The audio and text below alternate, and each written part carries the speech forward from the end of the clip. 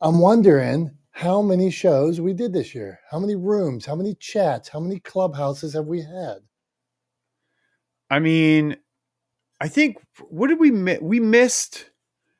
We only skipped like one Well, or two. we probably took a week off in July, week off here or there, Christmas week. I don't know, 50 times, something like that. High Crazy. 40s, if not Up 50. here, let's see what's going on with Tom. Merry Christmas, Happy New Year. Yeah, high 40s, if not 50. We've made over the course of the year for sure, for sure. Yeah, right, Me, right. Go on. yeah, we maybe took off 2 weeks, maybe three. I don't know, maybe three over the course of the whole year. But That, yeah, I mean, not many that's some for sure. solid weeks, man. Hey, Billy, how many, wha- how many weeks you spent on Clubhouse this year? That's what we were talking about. And then what we really wanted to get into was wins and losses from 2020. What a weird name, 2022. Wins and losses from 2022. So, Tom, I'm sure you had all wins in 2022. I just want to say 22 now. It's weird. You don't want to say 2022? No, I don't like it. I'm just working through I'm loading up a list of pings here, but yeah, I mean, I didn't have all wins. I mean, come on, who has all wins? Like that's not realistic. Nobody has all wins. I definitely didn't have all wins. Did my business grow the way I wanted it to this year? No, it did not. You know, did I achieve like all of my goals this year? No, absolutely not. I mean, and I like, I had like goals that I did achieve, but like, I also set kind of crazy aspirational goals that I didn't hit. So like in my Ironman, I wanted to be under 12, but really I wanted to be as close to 11 as possible. Did I do that? Not really. I was at like 11:54. That's not super close to 11. I'd say that's closer to under 12, right? So like did I hit the goal? Yes, but did I hit like did I accomplish what I really wanted to accomplish? No. Like not fully.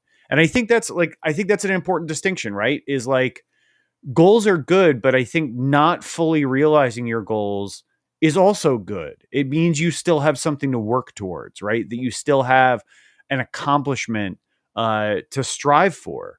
Because if your goals are all like super achievable, then like, what keeps you moving? What keeps you purposeful? What keeps you pushing forward and trying to achieve more and better and bigger things, right? Like that's one of the reasons why I think setting a mission statement for your business is so important, right? So like the stated mission of my business is to humanize the world of business through better communication, right? Like and like I've said, I'm never going to ever in my life kick back, crack open a beer and be like, "Yep, I did it. I humanized the world of business." Right? That's insane. It's never going to happen. But that means that so long as Talex exists, it will have purpose, right? So long as my business exists, it will have purpose because I can never accomplish the mission that I've stated, right? The mission that I've set out for myself and for my brand and my business. And the same thing is true in my personal life. I'm constantly trying to achieve more and better and bigger, right? Like I wanted to run a marathon in under 3.5 hours, right? Which I did. I ran it in 3:28 and a couple of seconds, right? 3:28:18 to be super precise. But quietly, my goal was to be under 3:20 because that would have meant that I would have qualified for the Boston Marathon, right? Which would have been amazing to do. Did I do it? No. But that means it's something I can continue working towards, right? It means I can continue training, continue improving, continuing getting faster so that I can accomplish those goals. And then what do? I just move the goalposts, right? So like say I qualify for Boston, then what do I want to do next? Like what's the next big goal that I can set for myself? But you have to always I think set goals that you're not going to fully realize because if you fully realize all your goals, then like all you're really doing is checking things off a to-do list, right? Like it's not a goal, it's just a task at that point. right? I think goals by definition have to be somewhat unachievable or unattainable. I don't know. That's my thought. You got me going. You got me going. Tom, we appreciate you, man. That's what we do here. Break things down, dig in, uh, share things that we wouldn't necessarily share with everybody else. So, Billy, we're talking wins, we're talking losses. We're looking for you to share win, share loss, share that teachable moment. Hey, I got fired once this year.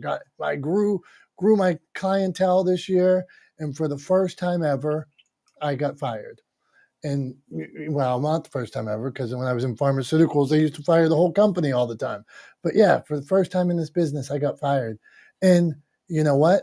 I wanted to end on a high note. I didn't think what went down was exactly right, but so I just stayed on a high note, stayed on a high note, stayed on a high note.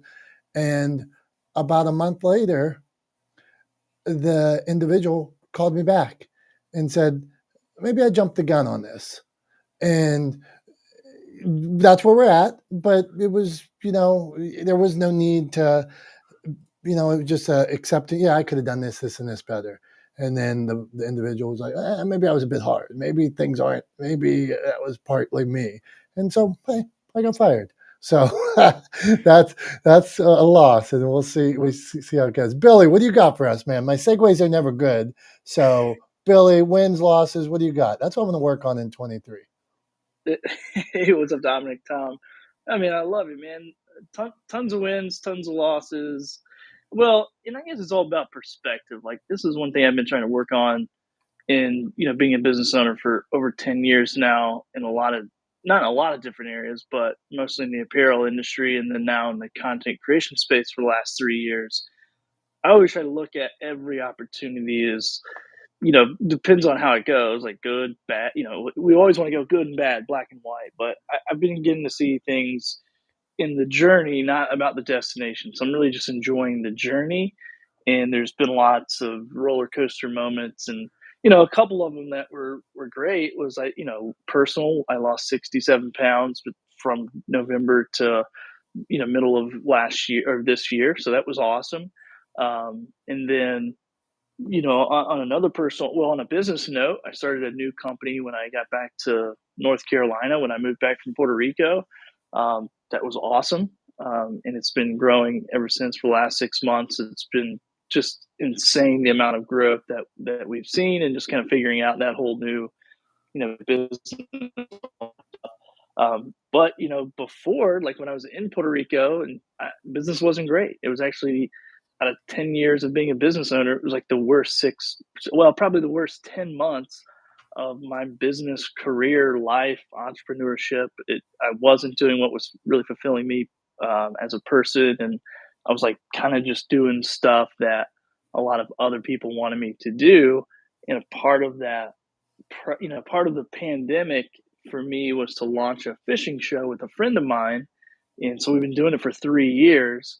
And some people might call this a loss, but like last week, I had a meeting with my co-host and was like, "Look, man, I'm going to step out. I'm going to step out of the business. I'm going to focus on, personal goals and personal businesses and things that I keep 100% of, that I don't split 50-50." And there are some other reasons why. And so some people would go, "Man, that's a huge loss, because thousands of dollars a month in revenue. We have a 300 plus membership, fishing group or whatever. We have sponsors. Like, it's a sweet deal. Like, it's a sweet semi-passive, doesn't take up too much time every month. Uh, but it just isn't fair to me or to my co-host, because I'm just not passionate about that project anymore." And so it's kind of a bittersweet moment of like, all right, man, here comes a 3-year chapter that really saved my ass during the pandemic. I'm going to close the door on this thing so I can really focus on me. So it's a little bit bittersweet moment. Some people will call this a loss.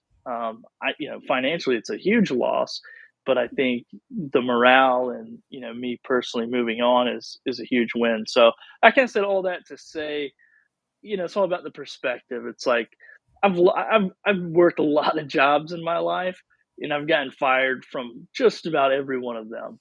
I'm not saying like client work and all that kind of jobs. I'm saying like W-2, go to work, grind for somebody else, make them some money. I've like gotten fired from all those jobs, but I didn't get fired without taking something with me. And in each one of those pieces, and I look back over the last decade, and I go, "Holy cow, man! I used video production. I did that for 10 years for a company, video, audio, YouTube, managed all their social media, like graphic design. Like I use all those skills, right? Like I worked for a sales company doing sales. I use all those skills in my business now. I owned a I owned a t-shirt printing business, and I would source products over in China. Well, guess what? 90% of my clientele right now is Chinese manufacturing companies. So I learned about the culture 4 or 5 years ago and how they do and how these companies do business and expectations and negotiations and language barriers and all that stuff. And I learned all of that, and now I'm maximizing, with those things. So when I look back, hindsight's 2020. I go, man, I'm thankful for all those opportunities and wins and losses, or whatever little list or column we want to put those into. I'm a better person today because of those, and journey and life and entrepreneur, dude. As much as we want it to be a destination, it is for who's ever spot. So anyway, that's my takeaways from this year. Billy, man, you are spectacular. You cut out there right at the end a little bit, but just an awesome share, man. Of all those trials, tribulations, ups and downs, making you the kick-ass Billy you are today. So Billy, kick-ass Billy, that's a good one. I thought it was good, but just fantastic, man. I remember one time when I was in pharmaceuticals, I was getting some award on stage, and I'm up on stage and people are like clapping, good job for whatever I had done. And I remember thinking while I was up on stage, I was heartbroken because I didn't want to be there. And I knew I wanted to be in this world. And I thought to myself when I'm up on that stage, I'm not going to be here in a year. And you're using wherever you're at to get to somewhere else. And there's no shame in that. It's all a journey, Billy. So thank you. Not the smartest guys in the room. Last show of the room. Great share by Billy. He's always awesome when he stops by. Prof T, we're coming to you. Tom, what'd you want to add? Last show of the year, not last show of the room. The room is going to be back in The room will 2023. never die. Tom just to be clear. Yeah, because you said last show of the room, and I was like, no, it's not over. That's right. And Tom, one of the things that Tom thought about is like when we started live streaming this and stuff like that is, hey, apps go down, apps get banned, things like that, or people's fancies change. Well, we're hoping that this is something that we could continue through podcast or streaming or however we have to continue this room. If this isn't the platform that's always here, if it is, hey, we like it and we enjoy everybody's company, but hopefully we can keep this kind of conversation where kick-ass people like Billy and you guys come through and share your tips and your wins and help us improve as well. Prof T, welcome. What do you got for us today? Wins, losses? What do you want to share, Prof T? Good morning. Hey, everybody. First, I want to thank you guys. Love this room.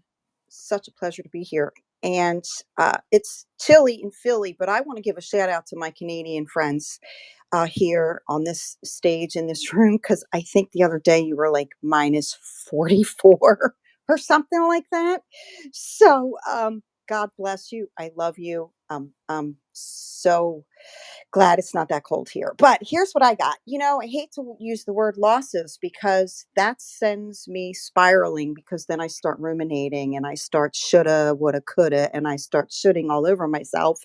And I don't want to do that anymore. So I've made a conscious effort there are no losses. You know what? I look back and I go, oh my gosh, look what I've done in the last 6 months to a year. Look what you've all done. Oh my goodness. How many of us could have said, 2 years ago, last year, I wrote a book, I was on a TV show, I was on a podcast, whatever it is that you've done. I made a video, I did a TikTok, I did a reel.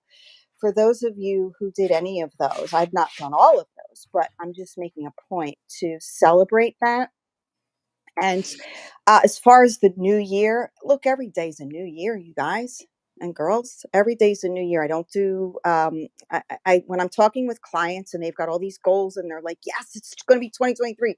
I'm going to do this. I'm going to do that. And that's my New Year's resolution. And so we have to flush that out and tease that out, because I think like 85% or more people start a New Year's resolution, and then like by week 2, Prof T included. Yeah, that was fun, but forget it. So I try to use every day as a springboard. So with that said, I think finally my focus is podcasts. I'm actually feverishly right now preparing for a podcast that I'm going to be on in about an hour or so, that Julie actually connected me with. And so I'm very excited about that. So I'm averaging, a podcast a month, speaking engagements once or twice a week, networking events. So get your walking shoes on, people, and get out there, whatever that looks like for you. Put your tough shoes on and just start walking. Thanks, everybody. This is Prof T. Love this room, love the energy. And you guys, like, if you're on this stage, connect with these people. And if you're in the listening lounge, come on up, follow this room, and follow the people on here. I know most of these people because I've built relationships with, and that's what makes it work. Thanks. Back to you, Prof T. Prof Over T, to you are beautiful inside and out. Thank you very much. And we will change that. We'll say wins and learns. No more losses. Wins and learns. That's what. If somebody's got a better acronym, we'll go with that. Wins and learns from 22. Jamie, I always like the backgrounds where they're colored in the background like that. I need to be more or thumbnail picture. I need to be more. I'm changing my profile picture. In 23, new profile picture. Jamie, wins and learns. What do you have for us? Well, if you need help, hi guys, it's Jamie. Dom, if you need help with the picture, I'll help you, because that's what I've been doing. I've been marketing, I've been playing with Canva, I've been using apps, and I've spent the last couple of years on Clubhouse building me. You guys know who I am because of my voice. And that's kind of what the last Clubhouse 2 years wins are. I got a movie coming to theaters next year, you guys. I didn't think that was going to happen. Like Tom said, you really want your goals. I'm going to be an actor in a movie theater, right?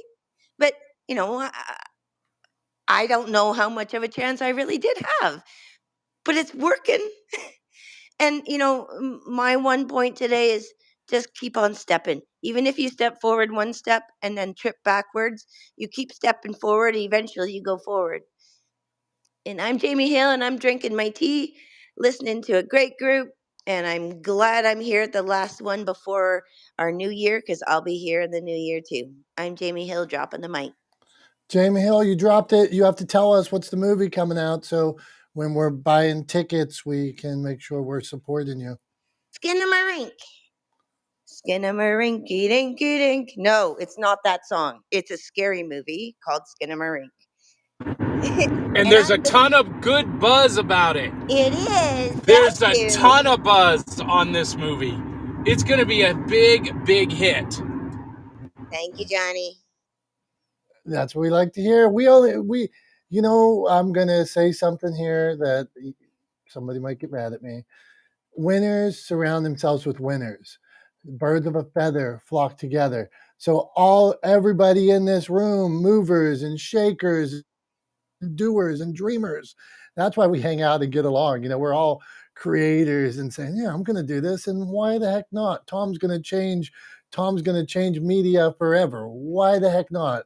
I'm going to make sure the world's a more positive place. Why the heck not? Julie's going to help everybody market. Prof T's going to do this. So why can't we? Speaking of Julie, what's going on? Wins or learns? Come on, there's got to be a better way to say that. Oh my gosh. No, that's great. And I just want to make mention really quick. Let's see, there have been 60 people, 35 people here now. Let's share the room and your Clubhouse hallway. Let's give Dom and Tom the respect they deserve. The smartest guy, not the smartest guys in the room. So if you just take a moment to share, that would be amazing. I'm so happy to see a lot of new faces here today.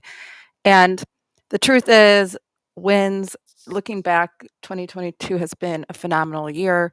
My learns, if you will. It's been hard too. I've learned a lot of hard lessons in terms of who you surround yourself with, I think is the big lesson. I kind of went through something a little tumultuous in terms of who I associated myself with here on Clubhouse. I didn't listen to my gut instinct because I kept telling myself, "Oh, I'm doing something good. I'm doing something good." And then I separated from one of my business partners, which was not a traumatic thing. However, it was not unexpected, but it really catapulted me into a hugely different direction, which is super cool because I know 2023 is going to offer some amazing experiences. And I'm just happy to see everyone here. So let's keep the conversation going. Thanks, guys. Ooh, look at since I've been talking, we've had at least 6 shares. So Hey, thank there you, we go. Julie. Thank you. And we appreciate anybody who's come through, who's supported this room, who's been here 1 week, who contributed and said, hey, guys, change the name or talk about this, or comments in the side or DMs us and says, Dominick, your mic sounds like shit, or whatever.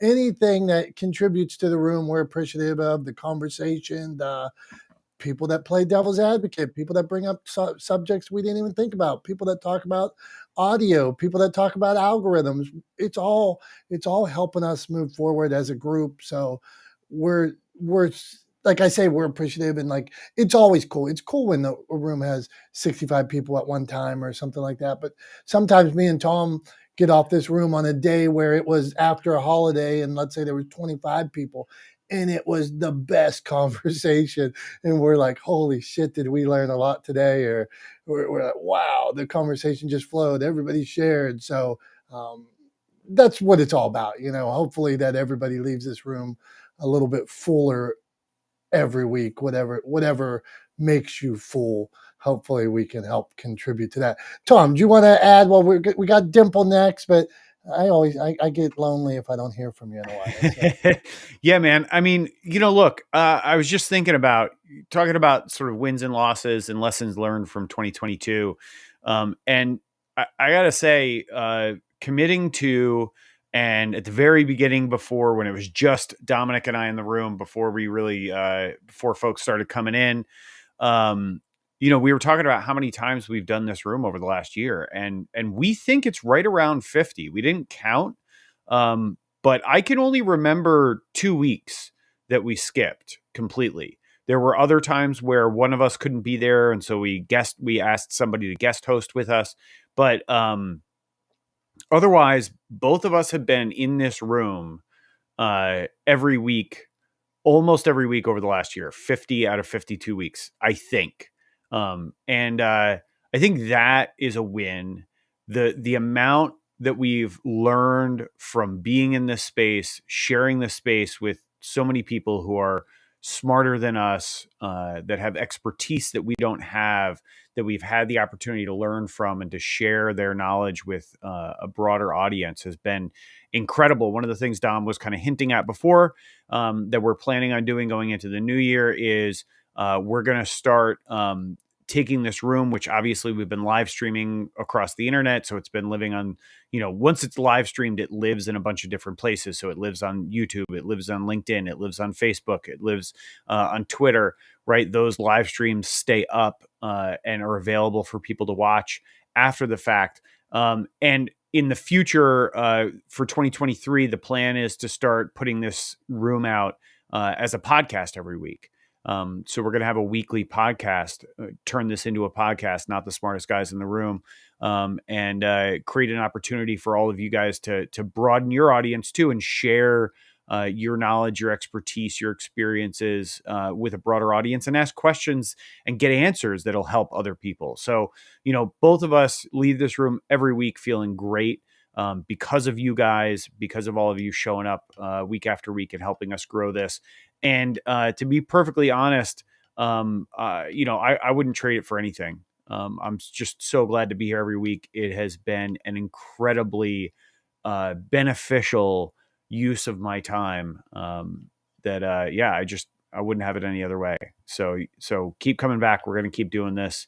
and hoping to grow it. I mean, like I said, my mission is to humanize the world of business. Dom's is to make the world a more positive place. And with your help, hopefully we'll get steps closer to both of those goals. So, thanks to everybody for the support, and thanks for showing up every week. We really appreciate it. There's nothing else, no other way to put it. We really appreciate all you guys. So thank you so much. Thank you, Tom. And when we say that, like, I hear Tom talking, and like I'm like almost like teary-eyed, thinking like I really do like care for all of you and appreciate you stopping by, whether it's one day and you come back on Clubhouse 6 months from now, or you're cruising through LinkedIn and you make a comment or you share something. I mean, wow.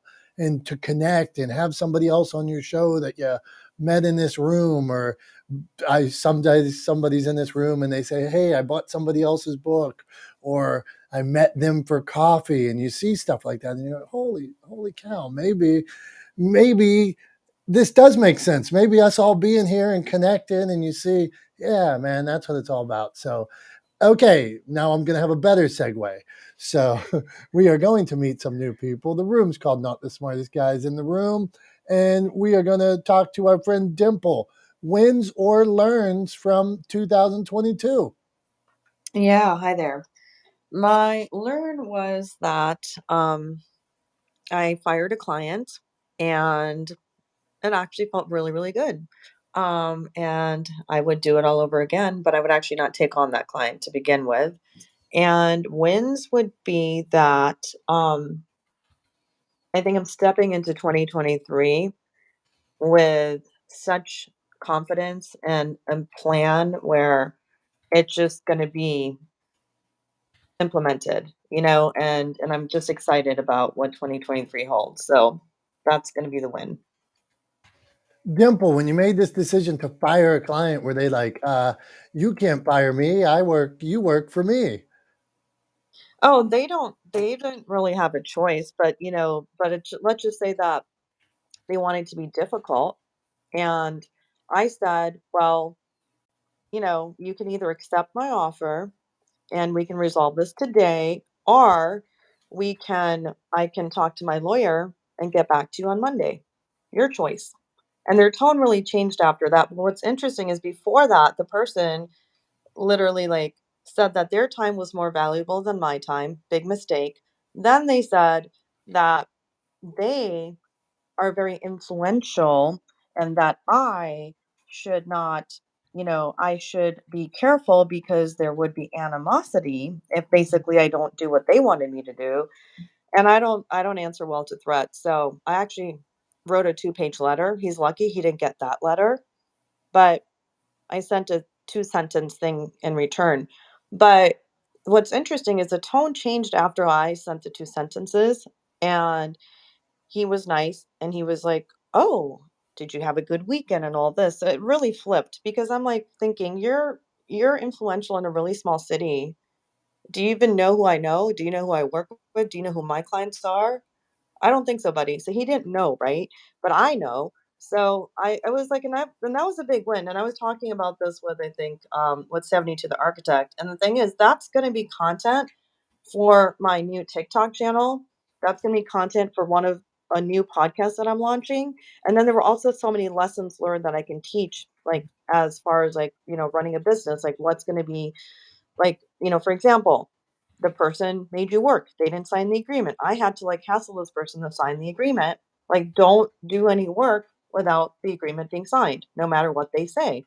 So there's like so many lessons that came out of that, like teachings. And I think that that's the cool thing is like if you can share a story, but you can benefit, you can help someone else from not making the same mistake that you made, then I think it's always a win because then they can learn from that experience as well and they can benefit from that experience. So I love it because at the time I was like annoyed and it wasted a lot of my time, but it's so good content that it was just meant to be to go through that. That's spectacular. What a way to clarify it for us. And I think we can all take that and think about our businesses and say, maybe I could do things a little different. How many of us have done work without signing that contract. I wonder how many times we've started a project or made. I'll tell you something that I've seen my dad, he's in landscaping, he just got burned by it. But how many times do people add stuff to the job and you don't update the contract? And you just think, well, I'll charge them later on for this. And they're like, well, I thought that was part of the original contract. And it's a complete miss. And in my dad's case, he went to court and lost, and then he had to end up paying. I mean, that kind of stuff happens. So, Dimple, thank you. Contract talk. Talk to Julie about contracts too. She's expert in that space. So 7-2, Tom, what do you want to say? Go on. I was just going to say two things that I think are super important for anybody that owns their own business. One is set boundaries for yourself, your business, with your clients, right? Set boundaries, set expectations, because in doing so, you can create opportunity to actually build trust and improve the relationship over time. But if you don't set boundaries, then you are going to come in, going to end up in a situation with people who will take advantage of you, right? So make sure you set boundaries with your clients and then stick to those boundaries, set expectations, stick to them. And then the other thing too, I come across this all the time. People are constantly wanting to add on. Oh, can we do this now? Oh, we just had this idea. Can we add this? Can we do this? I am always happy to accommodate. What I say to them is, yes, we can. Here's what it'll cost, right? We have that conversation when it comes up, not later, not like, oh, I'll send them an updated contract next week. Like the second it comes out of their mouth, we decided we want to do this. Okay, great. Here is how that's going to affect the price that we've already negotiated. I can't include that in the contract because it creates more work. So here's what it's going to cost, right? I have that conversation immediately with them. And then they can make an informed decision if they want to move forward. And if they say they want to move forward, then we amend the contract. They agree to pay the new amount and we move forward, right? But it's immediate. The instant that comes up, I always address it immediately. Don't wait to address it because it will bite you and you will end up eating costs and losing money on deals. So like have that conversation the second it comes up. Don't be afraid to let people know that if they're asking for work outside of the scope of the original contract, it will cost them more. It's totally reasonable. You can't like go to a restaurant, add appetizers onto a meal and expect the check not to increase, right? Like we all understand this. It's not news to anyone. Just make sure that your client understands so that everyone's on the same page. Better communication, right? So that's all. I just want to throw that out. Truth, man. And I want something I'm working on. And I think in 2022, that was one of my biggest monetary gains was maybe earlier in business, I would have just done, oh yeah, let's throw that extra book on, or let's throw this on, or yeah, I'll go back and although you didn't have footnotes in the book before, we'll add footnotes to the whole thing, or go back and make all these changes. Now I'll say, you want a dust jacket cover now too that's going to have 2 more designs on the interior flaps. Yeah, I can do that for you, but I'm going to charge you. Somebody wanted to go back and add pricing to a barcode. They already had a barcode and they just wanted the price on the barcode. Well, I could do that, but it's going to be extra work, extra submissions, extra this. Well, we're going to charge you. And I wanted to re-edit, rethink things, all these things that I would have done for free before because I was like, well, should I? Those weren't even in the contract. And now this year, well, I want my contractors to get paid for the extra work they're doing.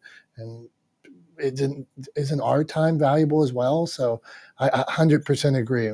Let's continue. Wins, learns. Somebody get me something that rhymes with learns that is positive. So I need this because I don't like to say wins and learns. It doesn't make sense. So somebody come up with something better, or I'm closing the room now. Jason, earns and learns. Earns and learns. That's a little better. Wins and wows. Wins and wows. Nope. Okay, nothing yet. You haven't won. Haven't changed. I don't think losses or mistakes are bad. It's like let's just stop saying that it's bad to have a setback. It's not. We all have them, right? Like I think it's fantasy to live in a world where like we expect to not have setbacks, right? Like we all have setbacks. So let's talk about them, right? Like might as well. I mean, like I said, I did not grow my business the way I wanted to grow my business this year. Period. I did not grow my business the way I wanted to grow my business this year. It did not. In fact, looking at year-end numbers, I'm down a little bit from 2021. Right? So like actually I took a little bit of negative growth this year, right? Negative growth. I lost some revenue this year. I don't, at the end of the day, like that doesn't make me want to curl up in a ball and like, and cry defeat, right? That encourages me to keep moving forward. You know, I've got a lot of irons in the fire. I've taken time this year to dedicate to like working on my book and things like that I hadn't done in 2021. And so I've got a lot accomplished in this year. Revenue wasn't where I wanted it to be, but I got time to fix it, right? I got tomorrow, I got the day after tomorrow, I got the day after that. So like, you know, I think like if we're going to be, we talk about like being, being authentic in this space. And so like, you know, I can't tell people they have to be authentic without being authentic myself. And the authentic truth is I am not where I want to be in my business right now. I am not. That doesn't mean I won't get there, but 2022 wasn't a miraculous year for my business. I'm hoping 2023 will be better, and I'm going to work towards it. Right. But yeah, I mean, I don't think losses are bad. Let's talk about wins and losses. Right. And let's learn from both. I don't know. That's just my opinion. Yeah, it's fair, Tom. And it's all perception. So I remember when I had the restaurant and lost $500,000 and was on a government repayment plan and lost a house, lost a car. Yeah. I mean, it sucked. And there's not too many good ways to say that when I was closing up, I was embarrassed and that I didn't think it was going to go down that way. But 20 years later, it was a great learning experience, but it wasn't. I mean, let's face it, it was a loss. I didn't set out to lose $500,000 and owe the government $35,000 in back taxes, but that's the way it went. All right, so that's a tough pill to swallow, but you learn from it. How many times have you done that? I won't do that again. And there's so many things that I learned for everyday business, exactly. Just keep moving forward. Jason, okay, wins, losses, learns, earns, whatever. Wows, hows, and cows. You got this. Jason, 7-2. What do you got for us? Well, I have lots of wins, learns, losses, however you want to phrase it, but I've been very disciplined. My biggest learn was putting things in place to work, and that's understanding your blueprint. If you say you're going to make a goal, before you make your goal and you follow through, what are you left on the table that you didn't finish? So when I look at 2022, I look at it as a huge win. There wasn't big gains. There was more wins because I was not a guy who wanted to expose himself too much on Clubhouse. I very skeptical about people, but when I opened myself up and I allowed myself to just learn about people and learn about how I deliver my language and really just and not be afraid to ask. I've been working on things from my podcast to be formalized and put the links, all the background stuff. And then my business too. I mean, I didn't make a lot of money this year, but I made the right kind of client connections that I enjoy and that I can fulfill. And then when I had to take a break, they understood. And now that I'm back to work and I'm back doing things at full speed, people are excited to see me call. So I have nothing but wins. And that means understanding your scale. This doesn't mean limitation. If you keep making things go ahead and you're not completing things, you've never fermented anything. You don't have anything cured. So whatever you attempted and you had a goal before, how did it really work? It may have worked for a moment, but it's kind of like reading a book do you read a book just to know, or do you read a book to understand, to study, and to add an addition to yourself? So I'm just going to stop there. It's like my wins, my learns, my losses. I've had to learn how to scale myself correctly and go forward with it. Jason, good stuff, man. Always appreciate you. And I find myself looking around the app and trying to find Jason because every time he comes through, delivers and makes me think about something. I'm like, yeah, that's a unique way of looking at it, or a different thought process. So appreciate you, man. Look forward to seeing you more in 2-3. So 2-3. Hey, where'd 21 go, by the way? Okay, Johnny, what do you got for us? Wins, losses, learns, and burns, or however you want to rhyme it. Good morning, multiverse. Hey there, friends and foes. So 2022 has been an interesting year for me because I have taken a lot of steps forward in my career.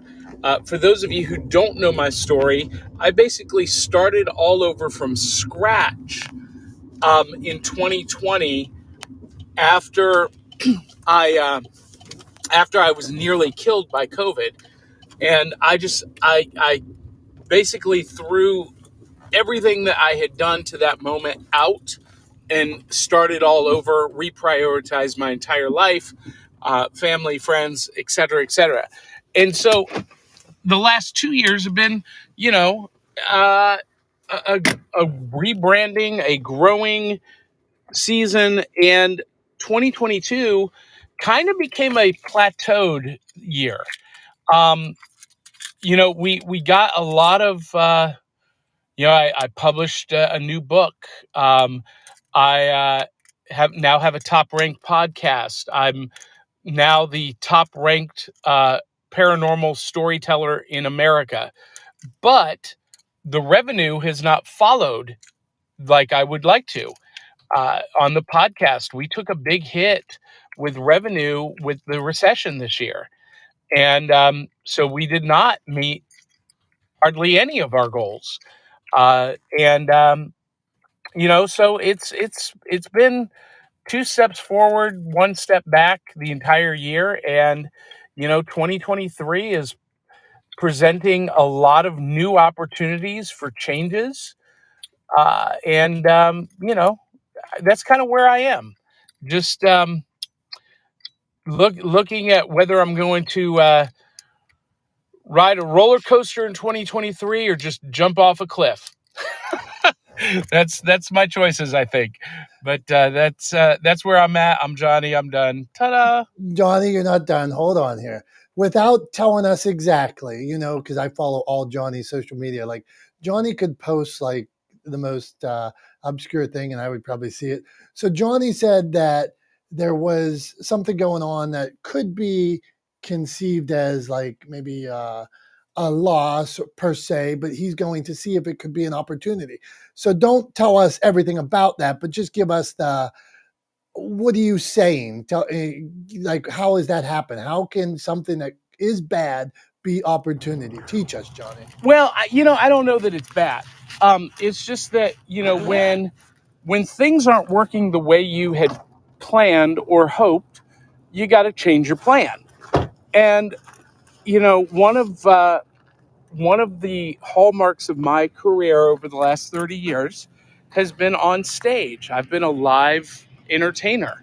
In the last 2 years, a live entertainer, and podcasting was like a bonus material for my live shows. Well, the last 2 years, that's flipped. And so now, looking at 2023, we're looking at, okay, how do we take everything we've done for the last 2 years with Back of the Cereal Box and the other projects and turn them into a viable live entertainment product? And so that's the opportunity.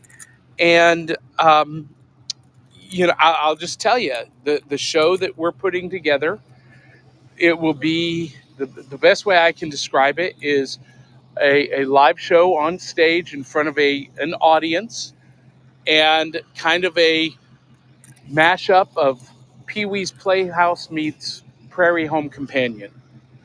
And that's what I'm looking for 2023. We'll be doing it, uh, filming episodes once a month, 4 episodes once a month in a theater in Tennessee, a grand old historic movie palace, and putting the pieces together now to make that happen with sponsors, with uh, stage managers, producers, and sound technicians, video technicians, and whatnot, because it's a big, big move going from virtual on your laptop to stepping back out on stage. And, so that's the opportunity. It's a challenge, opportunity, and it all came about because just, we've hit a plateau, and you got to do something different. You got to find a way to change the plan or alter the plan when the plan hasn't worked out quite the way you wanted it to. Thank you, Johnny. And that's interesting about the plateau. I wonder how many of us have been on a mission or on route, and you hit that plateau. And are we afraid to make changes? Do we realize that we could make changes? So, Johnny, thank you for sharing that. I want to get to Nashville. I've never been. Me and my wife talk about going there. Maybe we could go see Johnny's show. Only if Johnny tells me a good fried chicken place that I could also hit when I was down there, because I'm a fried chicken connoisseur.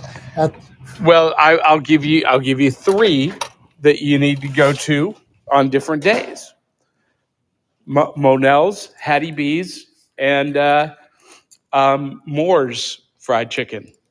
Oh, and maybe Loveless Cafe. Yeah, 4. So there you go.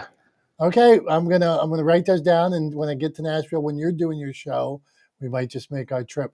All right, let's keep this going. Not the smartest guys in the room. You guys renamed the show, because before we were using keywords, and our dear friend Julie said you're probably getting shadow banned because we had Clubhouse in the name of the room, and we had talked about, like Tom said, about using this other places someday and things like that. Maybe it wasn't the smartest thing to do.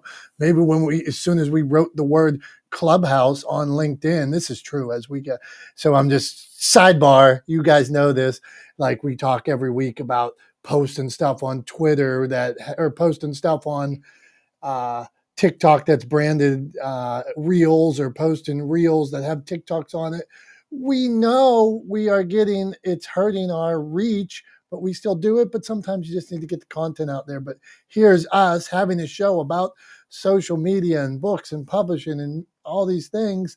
And we were using these words that might negatively affect us somewhere else. Not so smart. Not the smartest guys in the room. Hey, it all comes back. Okay, Heather, she could be the smartest woman in the room, maybe the smartest person in the room, truthfully.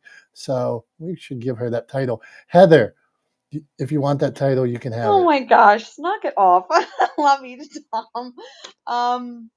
All right, so what I learned in 2022 was create content for yourself. I know that sounds crazy talk, but really it is, because before I switched the content I was making and the content I was making before, and I'm a pretty funny person. I think I'm funny. I crack my family up. I crack up my husband, but I didn't feel like the funny content that I was creating, like the voiceovers and making fun of social media and doing the pointing and the dancing and the whatever, it didn't feel unique to me, and it didn't feel right. It just didn't feel like me anymore, because I was happy and light and all of this stuff before the pandemic, and maybe a little in the fog, right? Because like I had just met my now husband, and everything, and I literally moved in with him at the beginning of the pandemic with my daughter, and we got married during the pandemic in our backyard. And so, you know, I went through a lot of stuff during that time, like a mystery illness. And, you know, I've had depression, you know, and high functioning depression since the, you know, 6th grade. So it didn't really, the content I was making just felt fake. I felt like I was performing, and I don't like to perform. My mom made me perform in front of family constantly with singing and piano and clarinet and blah, blah, blah. So like I don't like performing. So the content I make now is so much more genuine and honest for me. So that was really a big learning lesson in 2022. Like, don't be afraid to literally delete everything off your social media and start over. Don't be afraid to start a new channel that you didn't before. So that was my learn for 2022. And for 2023, I think I'm going to continue to lean into my micro podcast, which is called Into the Black. I'm really enjoying it. I'm picking up steam over on YouTube, which is awesome. And Hold on, yeah. Heather. What does a micro podcast mean? Teach us. So, okay, so I have a micro podcast, and what this micro podcast is I sit down in a chair on a set that I have in my office, and I speak on a topic for an hour to an hour and a half, and then I chop up that video instead of putting the long form out there, which I am debating about taking all of them and kind of chopping it up into like season 1, and so I have that long form copy like content, but I chop it up and only show it on short form video, on short form areas like YouTube Shorts, Instagram Reels, Facebook Reels, TikTok, Pinterest Pins, which is my next venture. I also put it on Twitter and LinkedIn, even though there's no short form apparatus over there. But it's only short form video, and I've actually been able to monetize it right out of the gate because you can get paid for your reels, get paid for your Facebook Reels. Guys, I've made a whopping $100. And I haven't needed to have sponsors. So technically these social media platforms are my sponsor. So that is what a micro podcast is under a minute 30. That is primarily video format. So thanks for the question, Dom. See, now you got us into something else. I saw, and sorry, this is how we do it in this room. Our minds scattered. We might have ADD. It is what it is. It is what it is. So, Heather, I see these things going across that says I can get paid for reels. I'm making reels. I'm making these things, and I see a little thing there that says you could get paid, and I'm like, I should click on that button. What does that mean, and why would they pay? So right now, Instagram and Facebook are prioritizing the use of short form video, and how the best way to get people to post these short form videos is to give them a cut of the views. So, you know, currently right now over on Facebook, they have, what's the word? There's different things that you need to, like there's milestones. So right now, if I post 5 reels over on Facebook that get over 100 views, I get $20. And then if I post 10 videos that have over like 500 views each within a specific time frame, I get, I think like $100 or $500. I forget what like the pay scale is, and it's over there. I can read it. But so like, yeah, Instagram, you could totally monetize the short form video that you're putting out. And I'm only like, for Instagram, like I have one short form video, one for today. I'm going to repost it across all platforms. So I get paid on Instagram for that one video. I get paid on Facebook for that one video. I'm about to turn on the creator program over on TikTok because I've had like 523% increase because of I'm posting daily. So yeah, like you just one video across platforms that I can get paid for it. Okay, teaching moment. I have learned. Thank you, Heather. Welcome. Get on, yeah, monetize. We just talked about 2 weeks ago on this show. Replay how stinking smart we are, because about 2 weeks ago, whatever it was, we were talking about TikTok being banned and things like that, and we were saying, if we were those other platforms, if we were Reels, if we were Facebook, we would double down so quickly to try to get their content, try to get those people posting that posting their content on Facebook and Instagram instead. Yeah, it seems like they're figuring it out. So impressive how smart we are. So okay, Tom, we got to meet our friend John Jay. John Jay, good dude, always looking to help other people, and is straight shooter as can be, and that's why I love John Jay. He knows what he's looking for, knows his show, knows who he is. So John Jay, speak to us. Wins, losses, what do you got? First of all, it's always good to be here with you. I'm getting ready to go on the air here in a few moments and do my radio show. And I will be having a guest that Dominick sent my way on my show. They fit the format. So that's really good. Excuse me. Some wins. I had a very profitable year last year. And I don't mind saying that. I had a very profitable year with the radio show, the podcast, and also picking up clients that want help with their podcast. When radio stations grow stagnant or have negative growth, they hire consultants. What podcasters oftentimes do when they have negative growth or grow stagnant is they double down on their efforts and do more of the same that doesn't work. So stand firm on what works for you and what doesn't. There are no big losses because everything is a learning situation, and sometimes it is learning to not have wishful thinking something will turn out the way you want it to be when it isn't. To look at analytics, to be very detail oriented about what's working for you, what's not, and to not worry too much about things you can't control. Focus on things you can control. And for example, social media algorithms, search engine algorithms, all that stuff is subject to change. So we've got to learn to be flexible. So I don't use the word losses anymore. I prefer to use the term. And I love what Tom said. We all have realistic lives, and there's struggles and there are wins. But I can't have any wins without struggles. So I don't know of anybody.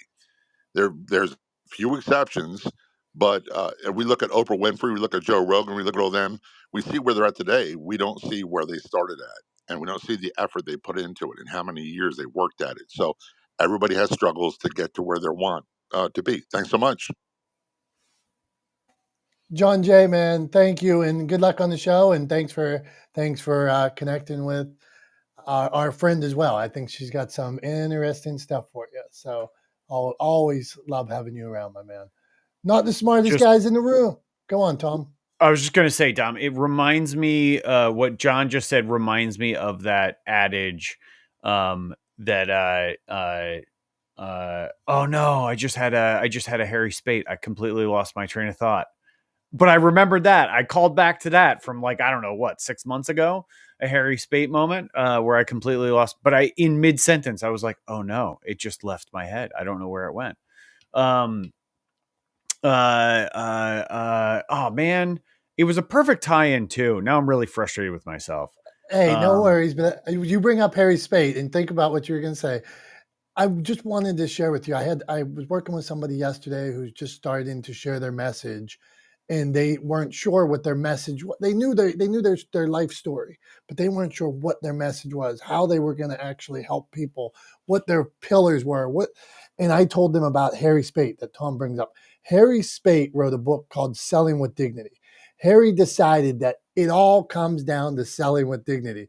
So whether that's the relationship you have with your children and you're trying to get them to do something, whether you're at the grocery store and you be nice to somebody, if you're nice to your neighbor, and Harry with selling with dignity is never off message. I mean, you look at his videos, everything he does is fun and selling with dignity and not trying to get the quick return. Well, is that quick return selling with dignity?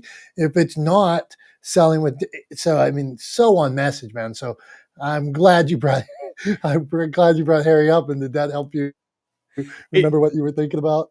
It did. Now I am less frustrated with myself. The adage that it made me think of is this old adage that there's no such thing as an overnight success, right? You see people that are successful, they start to become prominent in media, they start to garner broader audiences. You learn about them largely at a point where they've already achieved a certain level of success. And they've achieved that level of success because of consistent work over time, right? That's the only way to get there is perseverance. Consistent work over time is the only way to accomplish success, right? There's no such thing as an overnight success. Most of the overnight successes, quote unquote, that we hear about, that we think of when you say overnight success, they put in 10, 20, 30 years of work before you ever heard about them, right? So it wasn't overnight, right? That night was 20 years long that they were working on before the sun came up on the morning where they became successful, right? So like, don't, it just made me think of that. Don't get that mistaken. Like just showing up consistently and putting in the work is genuinely, I believe, the key to success. So yeah, just it made me think of that.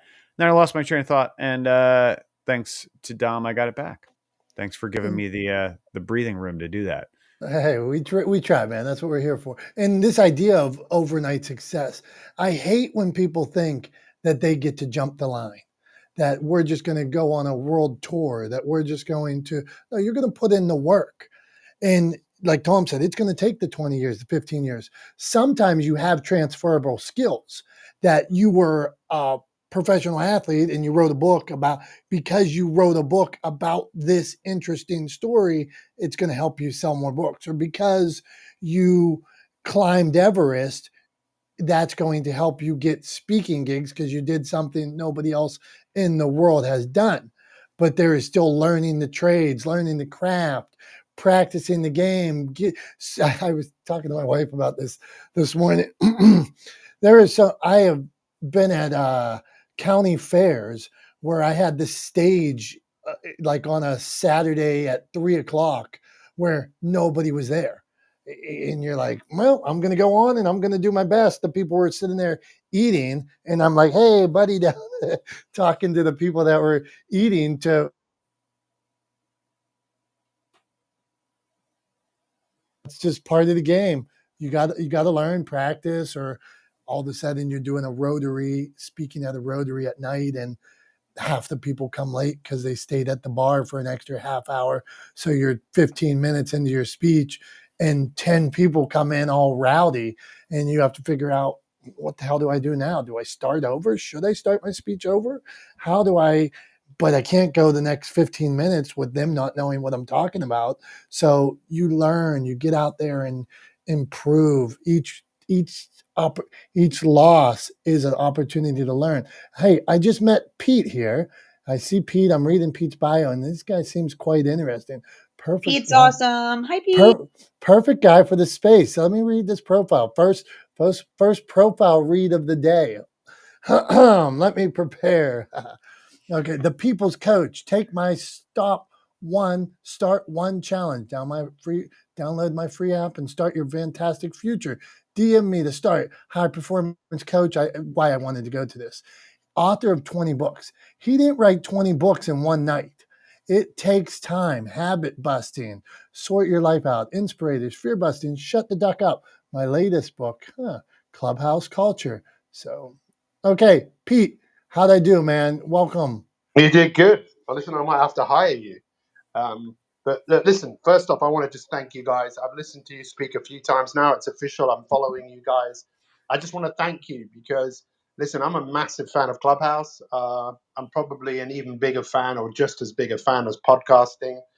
My podcast on the 2nd of January is 7 years old, 446 episodes. I'm super proud of myself for the hard work and the dedication. But I love what you said before about an overnight success. There's just no such thing. And who would want to be a success overnight, as opposed to who wants to do the work and look back to the fulfillment of what you did to get there. And I think that, what I love about what you're saying and the work that you're doing, there has never been more people in the world as there are right now who have got a message. They've got something to say. They're making noise. They're putting content out. And unless we really get clear on our content and the intent behind it, you might as well just forget about it. You forget about it. And that's why, look, when you hear people like Heather, who I know, as you just spoke out there, and Dimple, people I know on Clubhouse, that this is the work that they do, and I've never worked alone in the work that I do because I don't have the expertise in marketing. Even though I like marketing, I'm not a marketeer. I've had help with my podcast, but mostly done most of that on my own. But I have to just share something. This year has been one of the most difficult years on a personal front, but it's also been one of the greatest years. And that old adage of my greatest test has become my greatest testimonial. Well, that's true. But I just want to give everyone a little bit of hope around all of this, because I've been building a YouTube channel, and anyone who's ever built a YouTube channel probably knows it takes time. It takes time. Well, it can take time, right? But I have maybe 7 or 8 videos that are on a motivation channel called Motiversity, and a number of those videos have had over 5 million views, and that now is paying me 5 figures a month. But I didn't do it to make the money. I did it because I like putting good work out there. I know what the intent behind my content is. I have to refine that. I have to talk it through sometimes with people, because someone once said to me a few years ago, I asked people to give me some feedback on how they described me in terms of what I do. And I didn't like what someone said. And they said, Pete, you're like a puppy dog. You're like jumping up on someone's lap with your tongue hanging out, going, you're so excited, and then you go and jump on someone else's lap and you do the same thing. It's like, I don't really know what you do apart from you're very enthusiastic.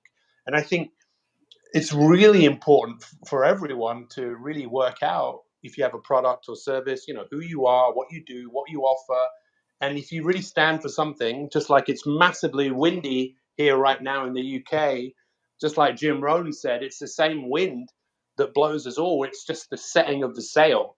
And that's why I always encourage people to work with other people, to make sure before you go and set your sail and you go on your epic adventure to get your voice out there, just, you need help. Everybody needs help, right?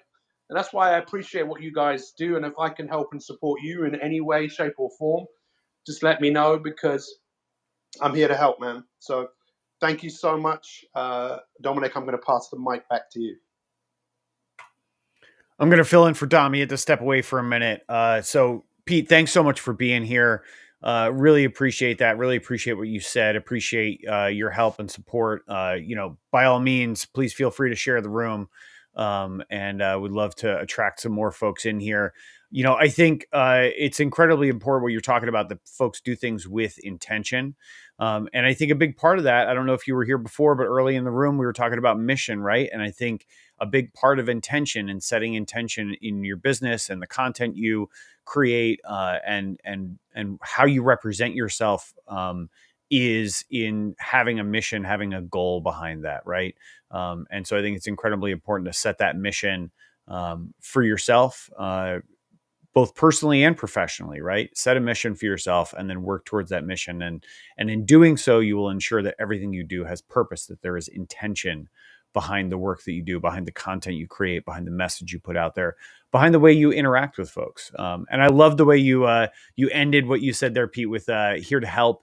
It reinforced one of the things that I did this year is I changed my email signature, because it's one of the things that I wanted to embody for myself and make sure that it was clear to everybody that I interact with that my goal is to help, right? My goal is to humanize the world of business. My goal is to help people. And so my email signature simply reads, here to help, Tom, right? That's how every email I send ends, is here to help, because I want people to know that I genuinely mean that I want to embody that spirit. And so I appreciate that when other people do the Can same. I just add to that Tom, thank you. Let me just add to that very quickly. Go for Thank you for sharing. And that's also just really inspired me. You asked me to share the room. It's easy to do. It just takes a few seconds. It's my pleasure. But, it was interesting. I saw a Tony Robbins video recently, and it's an advert, but he's crying, and he's just talking about, we have to add value. And it's not that we have to. I think we get to add value. And I just want to thank you for what you said, because it's kind of fuels my commitment for this year to just have more conversations with people, and to lead with that question. How can I help you? What do you need? How can I add value? I think that's business. That's what Napoleon Hill said. The era of the go-getter is gone. This is the era of the go-giver, and that was in the 1930s. And I think we will be rewarded for that in ways that I don't even think we maybe even can understand. It's just you can stay true to that course. So, Tom, thank you for sharing that. Thank you for bringing a bit of love and light to my day today. And I'm going to pass it back and just listen in. Thank you. Thanks so much, Pete. Really appreciate that. Dom, what do you think? I know you heard that Yeah, conversation. I was listening. I'm away. I'm a fan.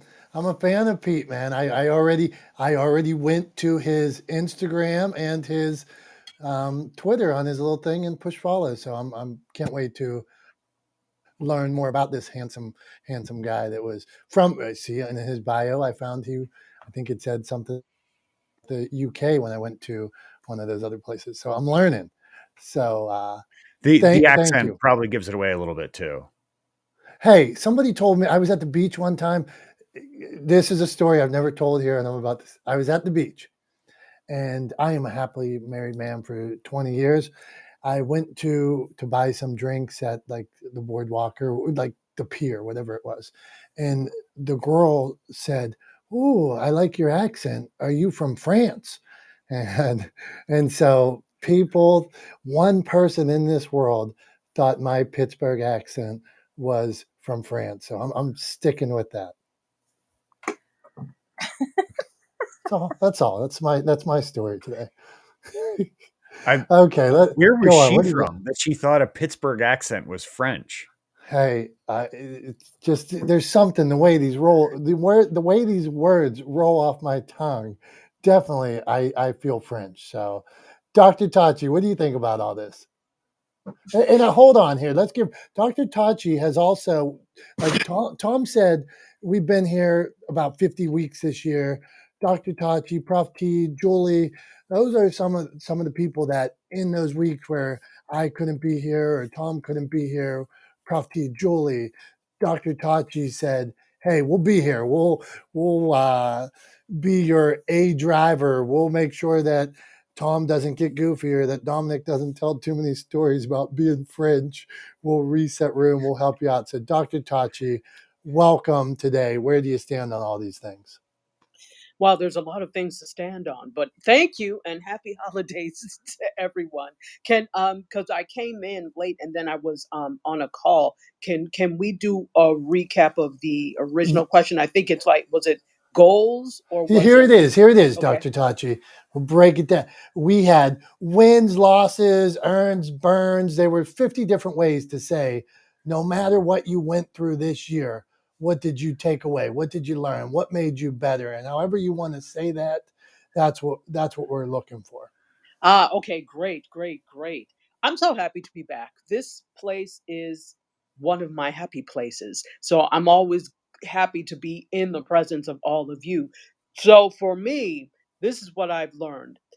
When you're doing something, whether it's a project or whatever, and you want to include other people, if they are not just as excited as you, and they need to show that excitement, whether it's quiet excitement or otherwise, if they're not just as excited to participate in it as you, then they don't need to be a part of it. Don't try and come around afterwards or what, because it will be too late. The ship will have sailed. So, that's something that I've seen over and over with people where you're trying to drag people along for the ride because you either value them or you think they would be good for them, but they have to think it's good for them. You can't want it more for them than they want it for themselves. So if you're doing something and you want to include other people, you need to make sure that whoever you're doing it with or the people you're doing it with are equally as excited about it as you are.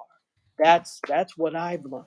Dr. Tachi, speak to me. This is a world I live in daily, and I wonder how do you, let's say you start something and now it's 3 months later, and I think Billy touched on he's going a different direction with his fishing show that he had a fishing show, and after 3 years on he's parting ways just because he wants to do things maybe on his own. It hurts him a little bit, but he's different interest. He wasn't as passionate about it. What if we get 3 months in, 4 months into a project, and you see the other person isn't doing not even half, they're not doing a third, they're not doing an eighth, and you see yourself, well, this is something I care about. I think this could be good, but they're falling by the wayside. What do you do? You have to have that conversation with them. You have to be Oh no. honest about, and it's an awful conversation to have.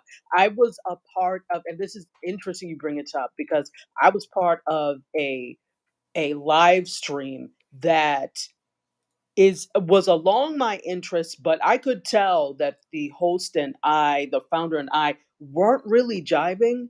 And in fact, other people said, "We like you on your other shows, but for some reason, you two don't mesh." And I felt that we didn't mesh, and so it was a hard conversation to have. But I had to say, in addition to the other things I'm coming up that are coming up for me, I don't think we mesh as hosts. So I'm happy to help you find somebody else that will do it. But so again, I was interested in the topic, but as a host, I could tell we didn't mesh, and I was starting to dread being. And as soon as there's that dread, that means you don't need to do it. So you just have to be honest and have the conversation with people if that's you. And if you see somebody is not pulling, then you have to have that conversation and say and be intuitive enough to say, it seems like that something is going on, that you're not fully in this. Please let me know what's happening. Maybe it's something we can work through, or if this is not for you, that's okay too. You also can't guilt people into doing things. You can't make them feel guilty for not being as excited about your idea, your podcast, whatever it is, as you are. Because especially if you came up with the idea, it's your baby. And so not everybody is going to be as excited. So stick with the ones that are, I would guess. And then if they're not, and they're not pulling their weight, have that conversation and let them go. Give them permission to leave. Thank you, Dr. Tachi. That tough conversation sounds like a scary thing. It is, but it's okay. Hey, Dominick, it's to chime in here about this because I went through this myself this year with my producer, if that's okay. Have at it. Go on. Okay. Some people just don't want to work as hard as you, and they may not be as driven, and that's okay. But when you have one person towing the line, one person with all the creative ideas and the follow through and the consistency and the discipline and all that, if you have either a co-host or a producer or someone on your team that is negatively taking away, you've got to let them go. You have to, because when you get into, I just always felt like where I was going, I knew what it was going to take, and I needed people who were equipped to handle that pressure and those deadlines. And podcasting is a marathon. It's a long game. And so isn't writing a book and all those things. And you just have to realize that it takes such dedication, and you've got to surround yourself by people who are going to support you, not take away. So that's all I wanted to add. Thanks. Thank you. This is just such a scary subject, and I'm sure it's something that all of us face at times when you're doing things. And that's why, damn, it just so often, and I'm in a space where there's a lot of collaborative things, and sometimes it is somebody else's idea, sometimes it's something you're both working on, sometimes it's something 20 people are working on, and you see, well, what do you do? How do we have that conversation? So tough one. Thanks for sharing. Okay, Dr. Tachi said we need to reset, so we'll do that, Tom. Not the smartest guys in the room. We talk about, so if it's your first time in the room today, we try to do this room every week on Wednesdays, and we talk about media and publishing and storytelling and different ways, audio, podcasting, anything that really can get your story out there, different ways, any way. We believe that everybody has a message. And now, what are the best ways to share it? What are the ways to share it better? What are the ways to share it more? What are the ways to share it in different places, different platforms? And so we always dig in. I mean, this could be a whole conversation about audio or the publishing of books, or we could go down a conversation about reels or TikToks or captions. I sent my friend Julie a message on making captions the other day. So Heather taught us about algorithms one day. So those are all things that you might see in this room anytime you stop back. So then we go around, people add things once everybody contributes to the conversation. If they want to flash, like somebody might be an expert in podcasting. I am not. So if somebody else has a question about podcasting, one of the experts who hosted 100 shows, or like John Jay, who is a national radio host syndicated in nearly 100 cities. If somebody wants to talk about radio, well, maybe John Jay would add in. If somebody wants to talk about video production, maybe Tom, that was Emmy nominated, might want to jump in. So that's, you never know who's going to contribute, or somebody like our friend Michael Lozier, who sold nearly 4 million books. Sometimes he jumps in and says, hey, do something like this. You never know who's going to jump in. So I think this is, let's see here, is it our friend Emmy, investor in Data Dude? Data Dude. What is a Data Dude? What is a data dude? Okay, Emmy, wins, losses, and what is a data dude? What's up, guys? No, thanks for having me here. Yeah, I just saw the room title, and I just loved it. Like, I always thought that if you're the smartest person in the room, you're probably in the wrong room, because you always want to be learning. And I think everybody can teach something, and sometimes even if it's at your expense. So I'm glad you guys have this space, and I love listening. Real quick, just a data dude is just like that. That's my day job. I'm an analyst. I've been doing it for 20 years. Big organization, just kind of helping people figure out where things are. Figure out what the signals that it's giving you versus the noise. Because even though I work with economic data on a macro level, I think data is anything. We can talk about information.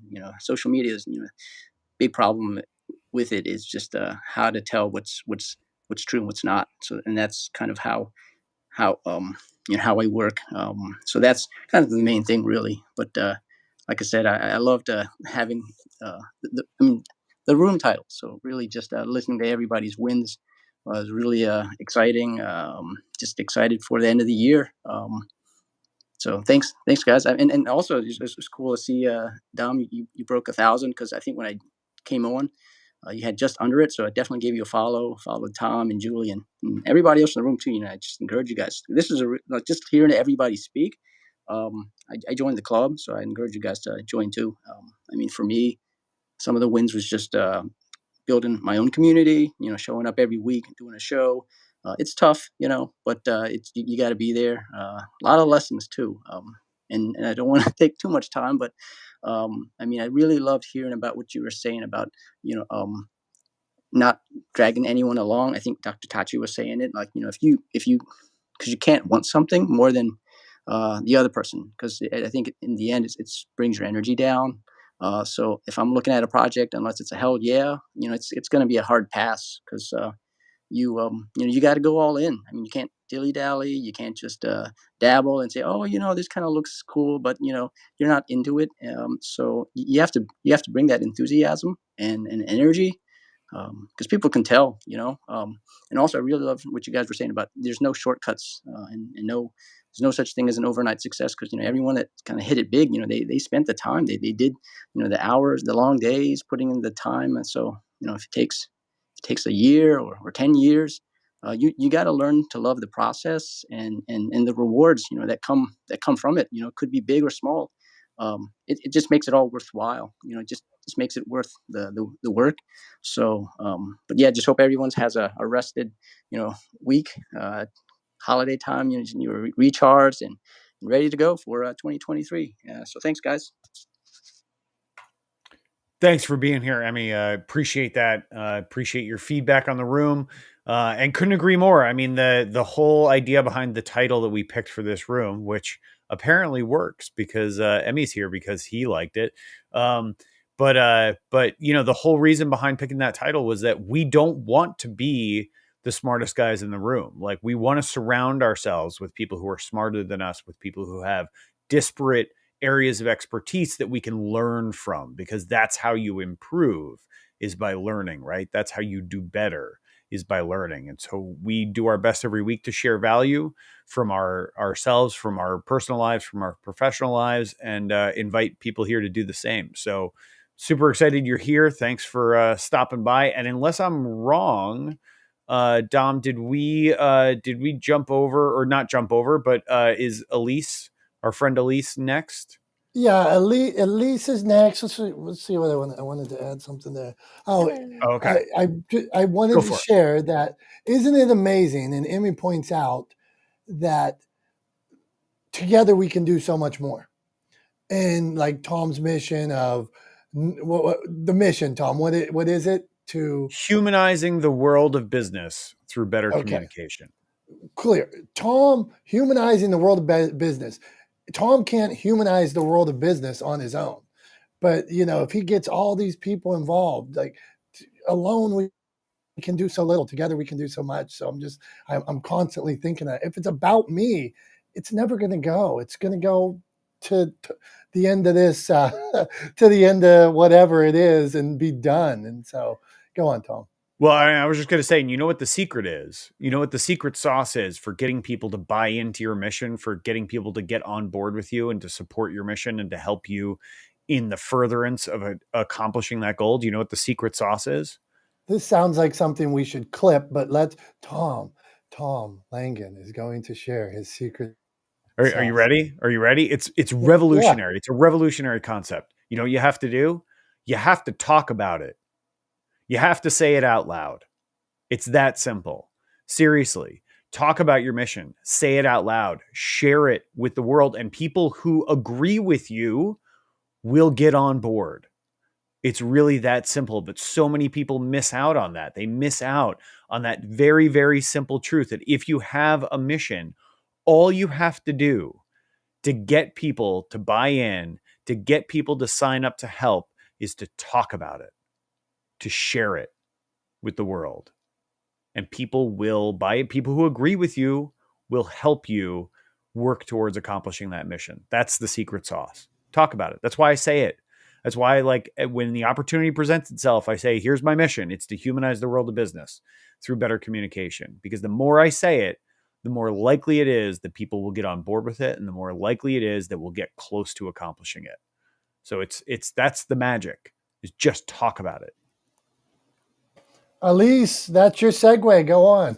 Sounds good. Thanks so much for the time and opportunity. I'm so sorry I have to jump in a few minutes, but this is a really wonderful conversation and a great topic of discussion.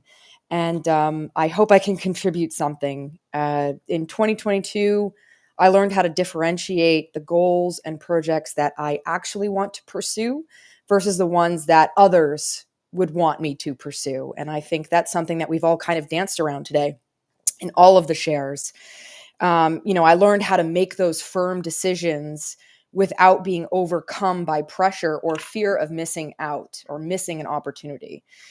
Because I learned that if an opportunity creates more pain and chaos than curiosity and inspired action, then that opportunity is not the one for me.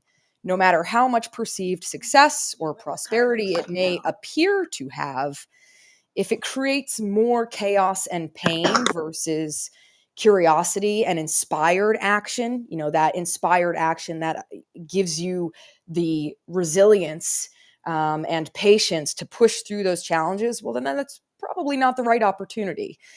I learned how much of my peace I am and am not willing to relinquish in pursuit of something. And I think that was probably the most valuable thing that I learned this past year. And I am deeply grateful for learning that. And I think, everybody's contribution to this conversation up to this point has been very similar in that regard. And, it's been such a pleasure to be able to fully learn that and to be more confident and firm in making those decisions about what I will and will not pursue based on how much peace I have to give up and how much, inspired action and curiosity it actually brings about in me. So just wanted to share that. I hope it was a good value add. Everybody's been incredible in what they're added. And I'm so sorry I have to jump for a call now, but I hope everybody has a great day. Thank you.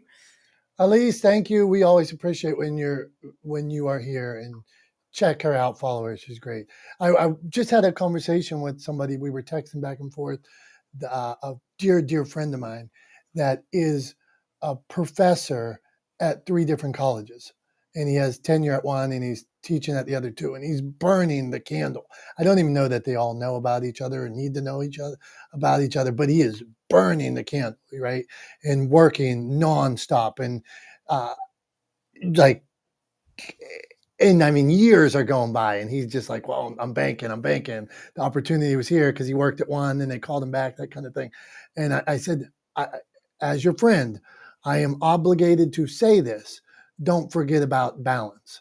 And Elise saying the share that she just had there, we all have these things that, well, this could make me a little more money. Okay, but I'd be miserable. This could make me a little more money, but I'd be working all the time. Well, this you have to figure out where is the right space for you and where you want to be, what makes you happy. And then if you can do that stuff, um, follow those paths. So, okay, let's reset. Reset. There's got to be another word for that too. I don't like that word, but just because I don't want to do what everybody else is doing. Not the smartest guys in the room. We're going to be on here for about 15 minutes. We got some more people to meet, so we're going to go a little faster. We're going to meet our friend Holly. Holly helps me out with a lot of stuff. She is a great storyteller. She has a storytelling academy. Sign up for that. But Holly, you're the best. Wins, losses. What do you got for us? Hey, Dominick, and happy ending of 2022 to everyone. It's been a great year. I had a couple of things in my business life this year that became realizations for me. I was in the public school system since I was in first grade, actually, but as a teacher for 32 years, and was constantly surrounded with colleagues and leaders and the other people in business. And when I branched out on my own this year, I realized it was me.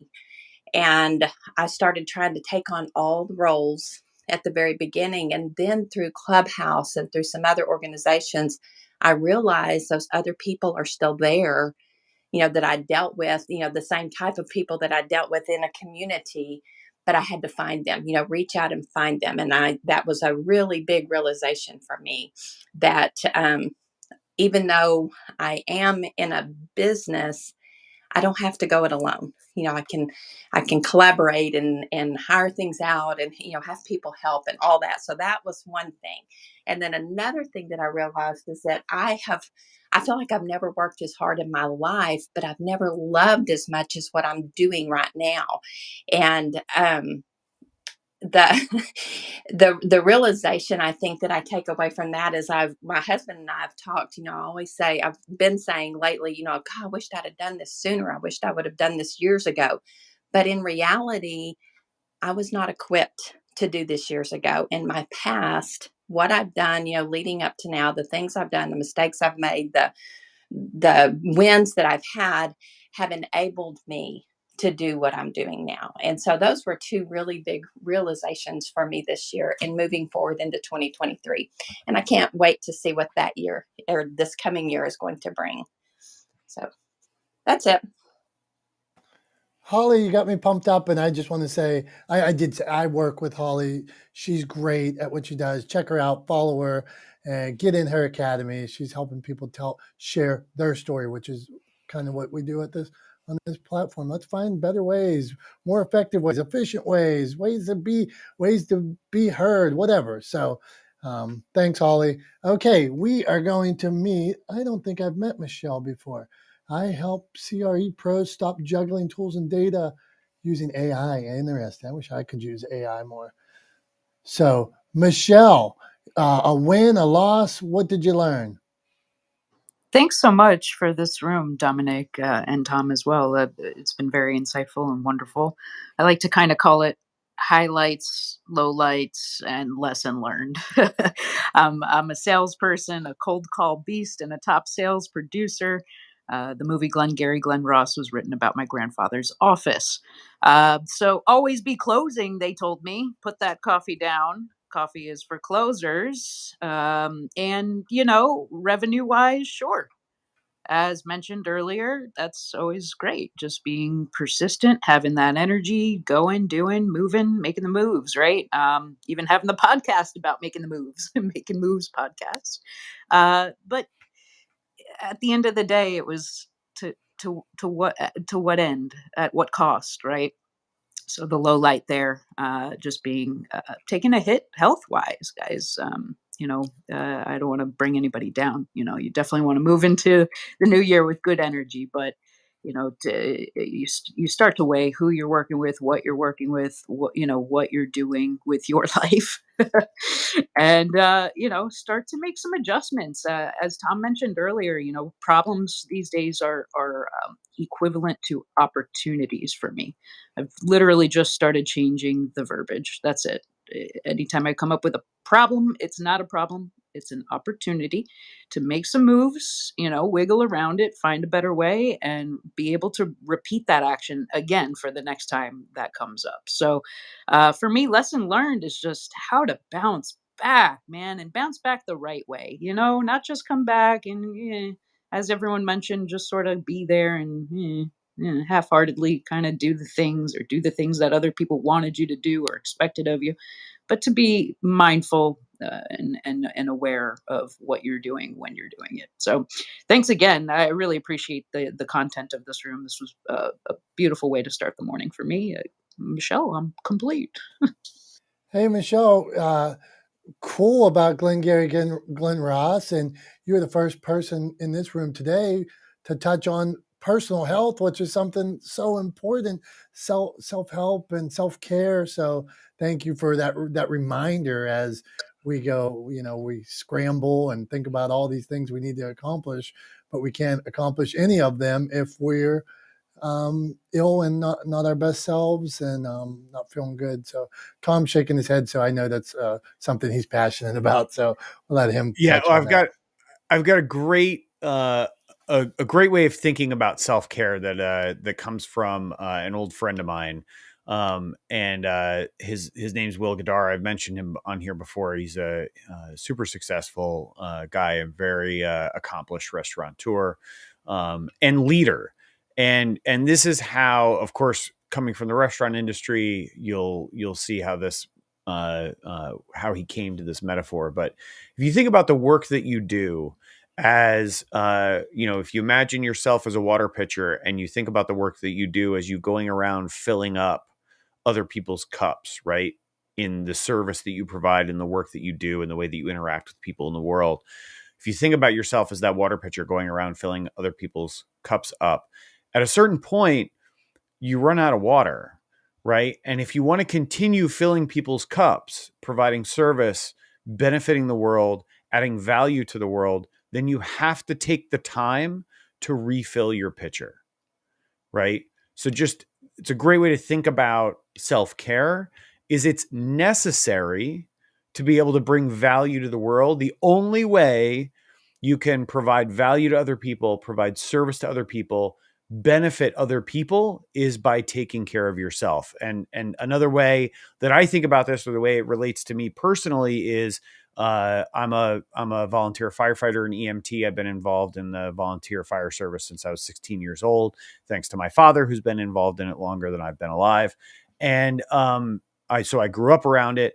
And one of the things that we're taught from a very early phase in your training in the fire service industry and in emergency services is that you have to get to the scene safely, that you do no one any good if you get hurt or in an accident on your way to an emergency. So it's imperative that you take the time to move safely so that you get to the scene of the accident or the incident and can actually provide a valuable service to the people there who need you, right? And so it's just another way to think about that I take this from a friend of mine who is in the military, who's a pilot, that I used to work with. And he said to me, the way he always thought about it was, slow is safe and safe is fast, right? Which takes a second to wrap your head around. But if you think about it, if you're slow and deliberate in the way you approach something, then that means you'll be safe in the way you do it. And if you're safe, you'll be much faster than if you are reckless and end up getting injured or hurt on the way to an emergency. So slow is safe and safe is fast. So just a couple of things to think about there when it comes to self-care and how important it is, and that you should never feel bad about it, because you can't do anybody any good if you don't take care of yourself. Beautiful. Thank you, Michelle. Thank you, Tom. And I'll share a story of my friends. They wrote this book, The 5 L's, and they believe that you need these 5 things in your life to have a balanced life. It's love, labor, laughter, and leave. Sometimes you got to walk away. Sometimes you got to walk away from things that don't serve you right. But one of the theories in their book that I thought this is what you were going to share when you talked about the pilot was the oxygen mask theory. That when you're on a plane, as the plane starts to go down, and even in your EMT work, I bet before you go into that fire, you put your own oxygen mask on. And on a plane, before you can help others, you have to put your oxygen mask on so that you can then serve others. So that's the oxygen mask theory. Okay, we are going to meet 2 of our friends. Carrie jumped in before to add, which was a great addition, but we want another tip from her because that's how we do things. A win, a loss. Then we got our friend Ahmad. So Carrie, Ahmad, then Tom, with more pressure than ever at the end of the year to take us home for the whole year, not just this lone episode. Go on, Carrie. Thank you so much, Dominic. So I'm just thinking about all the hustlers on stage and everybody who works so hard. And I've listened for a couple of years now on Clubhouse. And I think we are all going to reap the reward in 2023. And I feel like, I know in the podcast world, we're still early. We're still on the ground floor. It's increasing and it's happening. It's in a divine order and divine time. And I'm the least patient person on the planet. But I do think shifts and changes are coming for 2023. And I just want to wish everyone the best year. And I hope to encourage everybody and cheer for you along the way. So I'm Carrie Brett, professional photographer from Boston and host of the podcast Shot at Love. So thanks for letting me speak. Carrie, fantastic. And why can't we say right now, why can't we say 2023 is going to be a kick-ass year, that good things are coming? I appreciate that message, Carrie. Let's think about that. Forget about the doomsday and the downs and all that. And how about we think in our minds that 2023 is going to be pretty kick-ass? You, Carrie. Ahmad, what do you got for us? A win, a loss? Go on. Something you learned from. Hello there, Dom, and everybody here. Since we are approaching the end of 2022, I really wish you a happy new year and I wish you a Merry Christmas.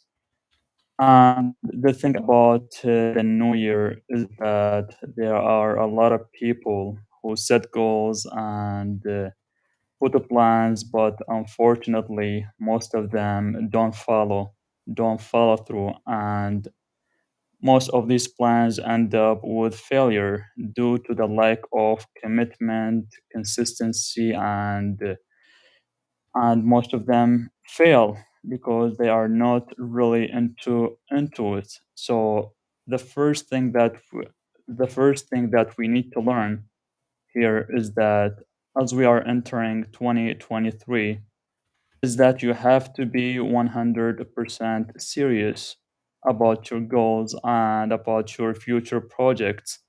Because to me, I consider years are just days and months and weeks.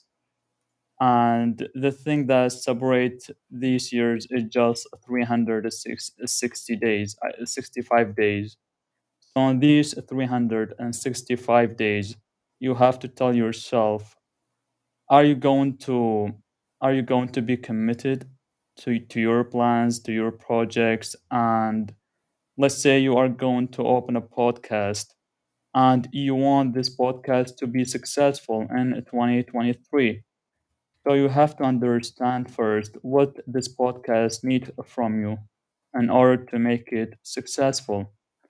First off, is that I want to say that don't ever start any project or any podcast or any book unless you are 100% ready, because a lot of podcasters and a lot of authors start uh, end up with failure because they didn't have a pre-planning and a pre-thinking, and they don't have a plan or maybe a clear roadmap that can help them in achieving these things that they have in mind. And yeah, this is what I have to say, and thank you for giving me the stage and the opportunity to speak. Ahmad, man, we appreciate you being here. Stay the course. That's what I'd say. Stay the course, man. Don't give up on any of these goals. I'm going to finish with that, Tom. And then we'll let you take us to where you want to go for the end of the year. But I'm a big believer in taking action. And yes, you need a plan, but you have to get off the couch and take action. And then, like our friend Tony Robbins would say, if you want to take the island, you got to burn the boats. You need to take massive action. Somebody else earlier said, you can't, I think it was him, he said, you can't expect results doing the same thing. You have to take action. You got to do something big. And you never know where you're going to go, but you got to start somewhere. You can adapt, you can change, you can learn, but you have to start. So perfect time of the year to get started. I will say, before we go to our Tom, that's going to wrap us up with something so intelligent.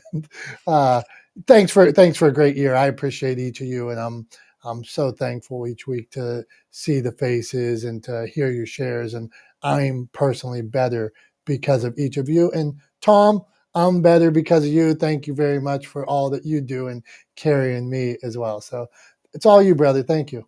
Hey, Dominic, is it okay if I can add something to Ahmad before Tom closes it out? Yeah, man. Give us Just something quick. Go on.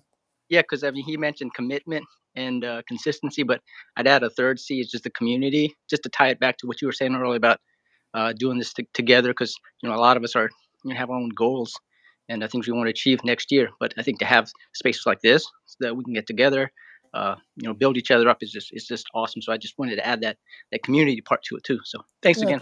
thank you. I mean, and isn't it, I wanted to say this when Dr. Tachi was talking before, isn't it amazing when you're working on a project, when you're working on a mission, whatever that is, and all of a sudden other people are as engaged as you, and you start to see how much more you can accomplish when now there's two people with the common shared mission. Oh, together we could do this. And then I look at something and I get a document back and it's even better. Or I doing some work in the community and somebody says, hey, well, how about we do this too? And it's done. And you're like, wow, I didn't even think about that. So more people engaged in that community, like you're saying, I mean, spectacular stuff. So go on, Tom. Well, just to hit one thing on what Emmy said is, that commitment to consistency is really what builds community, right? Community is built around shared values and trust. And at the end of the day, nothing builds trust better than consistency over time, right? Living up to expectations is exactly how you build trust. That's how you build community.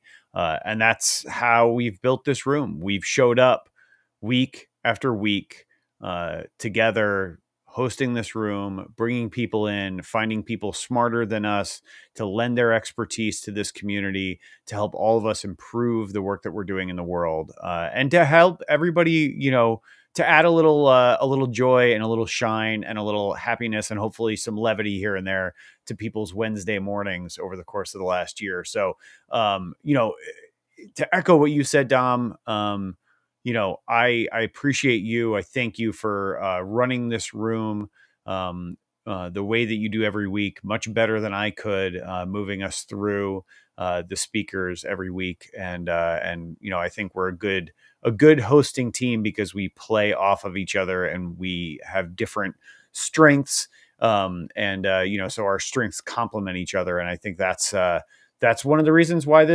why we enjoy doing this so much, and why other people enjoy coming to this room with us every week. So I appreciate you for that. Thank you for being a part of my 2022. And thank everybody here for being a part of my 22. And I'm going to close out with a quote from Matthew McConaughey's breakout role in Dazed and Confused. Looking into 2023, my commitment is that I'm going to keep on keeping on. So that's what I'm going to keep doing in 2023. I'm going to keep pushing forward. I'm going to consistently strive to improve.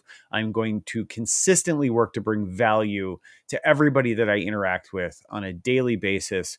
I'm going to consistently work on my brand and my business, and consistently move forward towards accomplishing a part of that mission to humanize the world of business through better communication. So that's my commitment to everybody here, everybody listening, and to you, Dom. I'm going to keep on keeping on, and I hope all of you will keep on keeping on with us every Wednesday morning at 9:30 here with Not the Smartest Guys in the Room. So thank you all so much for a tremendous year, for a great 2022, and here's to an even better 2023. One of my favorite holdovers from childhood. I will see you all next year. Bye, everybody.